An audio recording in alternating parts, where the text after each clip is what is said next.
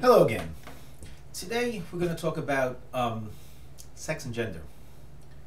Probably one of the least understood areas in sociology, I would say.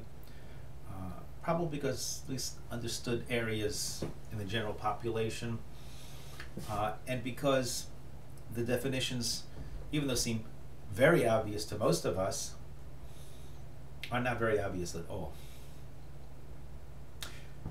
First, sex. I mean, basically, we seem to all agree that there's a major difference between male and female, men and women, girls and boys. But what does the word sex itself refer to? When we talk about it, at least in sociology, we're talking about the biological aspects which define a person as either male or female. But then, what are the biological aspects that define a person as male or female? The most obvious ones, and the ones that people actually use more than anything else, are the primary sexual characteristics. But what are those? Now, primary sexual characteristics are those anatomical, obvious body structures that are necessary for producing offspring. In other words, those are the things that makes a male and a female. And this regardless of whatever type of organism, because you can have a male or female plant. Meaning that there are aspects of that plant which makes it male or female. Makes it that which either gives something to the other, where the other incorporates whatever is taken in and develops with that organism's anatomy, or whatever it should be, develops an offspring. So, is that the best way of defining sex? Well, is that all there is? That seems pretty simple. But biology isn't, quite that clear cut. First of all, we do have secondary sexual characteristics. Those aspects were obviously sexual, right? Bound to a certain sex, but not necessarily important for having children. A beard. Generally, men have beards. Breasts are generally associated with females. You don't have to have either of them in order to have children. So those would be secondary characteristics. Can you define according to that? Well, it seems that we certainly can have men who don't have beards, or women who have beards, and the same thing with breasts. Even breasts that produce milk. Men can have breasts that produce milk and they still be men. Okay, so, well, what else? As a matter of fact, well, we could talk about maybe the genes. But do the genes actually always determine the sex? Well, it would seem that they should, but they don't always. There have been anomalies in that also. And there are differences between males and females in the way the brain works, and the neurology of the brain, and the brain patterns. So maybe that would be a better way of doing it. Well, of course, even that isn't quite clear. And even you get further, so we sort of like, maybe the best thing is to fall back on the anatomical. Right? The first thing, primary sex characteristics. But then we also have about 1 in 2,000 people, 1 in 2,000 births, are hermaphrodites. And hermaphrodites are people who have both male and female primary sexual characteristics. So maybe we could use any one of these things as a general and say there's exceptions. Or maybe that's not good. But we leave that as a question, especially in sociology, because there happens to be a very strong biological tendency. Most people we can actually say are male or female. But what about the society? What about, so that's the nature part of it. So it's not so clean. What about the nurture part of it? What about the society? How much does the society, the sociological impact have on it? Right? Are people, and when we talk about society, we're not now talking about sex. Then we have to use another term, and that term we call gender. Gender is the way a person perceives him or herself, perceives other people by their going into their genderized or sexual roles, and thinking in a certain way, acting in a certain way. This seems to be way more dependent on culture, dependent on nurture, dependent on social mores, so dependent on folk ways, dependent on many of these things that we've already discussed. And is that actually what it is? So, in other words, when we say that little boys will play with trucks and little girls play with dolls, that doesn't seem biological at all.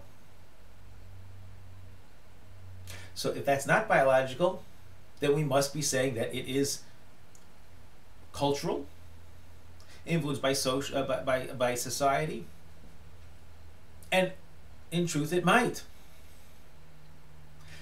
But then again, maybe it isn't. Well, why would I say such a thing? Well, I'll give you two pieces of research. Well, one's not actually research. One is a more of a story of a little boy. They were twins in the 1970s, I believe, born. And the parents wanted to have the boys circumcised in the hospital. And an incompetent doctor burned off the penis of one of these boys. Now, of course, they were very upset about it. And after a bit of time, and a lot of, obviously, heartbreaking thought, contemplation, decision-making, they decided that they could, that the doctors were, it would be a good idea if they made this boy into a girl. They can reconstruct primary sexual characteristics on the boy and give the boy, as he's growing up, now no longer a boy but being a girl, and make sure she has the proper hormonal changes that need to be done in the proper time. So that's what they did. And it seemed to work for a while. As a matter of fact, the mother had reported to a certain, that the girl, her daughter, was way into, loved the frilly dresses and was much more careful of being clean as against the boy, and she was much more dainty and delicate, etc., during the very young years. And it seemed to be okay, but it didn't quite work out, because as they got older, and especially in the teenage years or the early teenage years, this little girl did not quite fit in. She preferred girls. But before that, she also preferred acting like a boy. She preferred rough and tumble sports. And at age 14, when she was picked on for being more of a tomboy, she was thrown out of school because she beat up the girl who picked on her. And she became depressed, threatened suicide, or I don't remember if she threatened suicide at that point, but she was really getting into a lot of trouble, basically acting like a boy.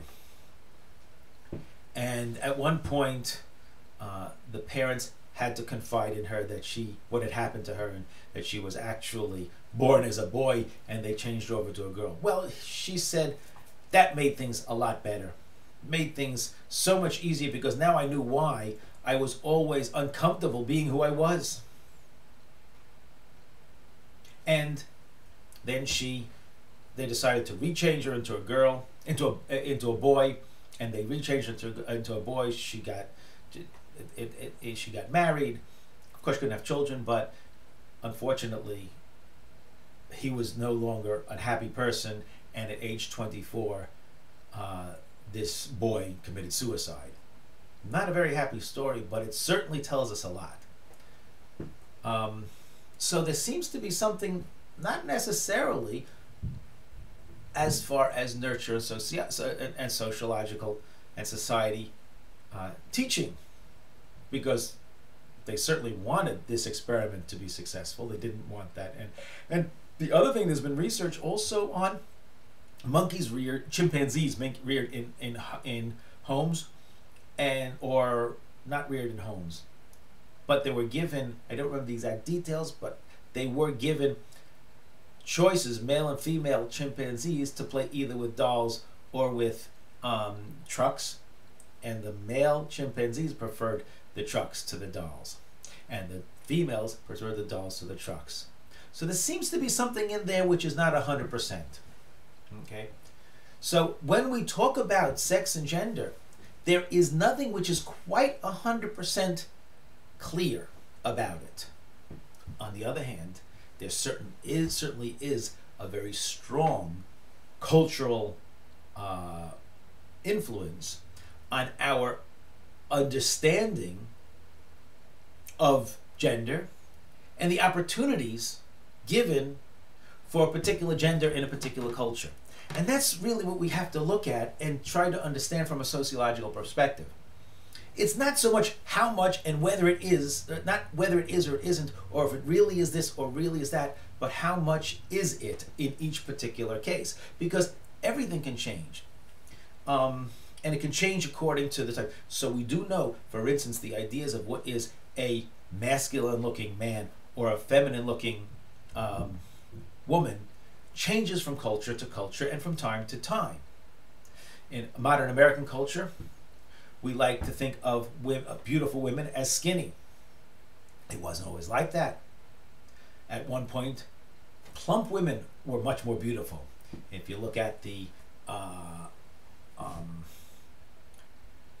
artwork of some eras, for instance, of Rubens or Renoir, they were much plumper than they are today. Or the masculinity of a man, a beautiful man in Tahiti in the time of Gauguin, was much more feminine. So that's what we're going to have to understand a little bit more about the femininity and masculinity and how it is influenced by culture. And that we will do a little bit in the next lecture.